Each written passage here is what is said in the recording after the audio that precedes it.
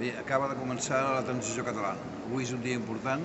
El nostre Parlament, l'expressió democràtica de la lliure voluntat dels nostres ciutadans, acaba de prendre una decisió que hem de saber ara gestionar, que haurem de saber dur a la pràctica amb la serenitat, amb la solvència i també amb la determinació que està implícita en la resolució que s'acaba d'aprovar.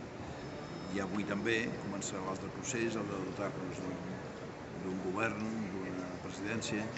Però tot això em sembla que és, en el fons, secundari respecte de la importància de la decisió que el Parlament ha pres. El Parlament avui ha començat a governar aquest procés de transició. El que hem de fer és saber-lo dur fins a les últimes conseqüències i fer-ho, si pot ser, en un marc de serenitat, també de diàleg amb les institucions, com la pròpia resolució d'avui, amb l'estat espanyol i amb la Unió Europea. Des de Brussel·les no puc fer més que compartir i recolzar absolutament el que s'acaba de decidir i comprometre el treball que des d'aquí estem en condicions de dur endavant amb la mateixa idèntica voluntat.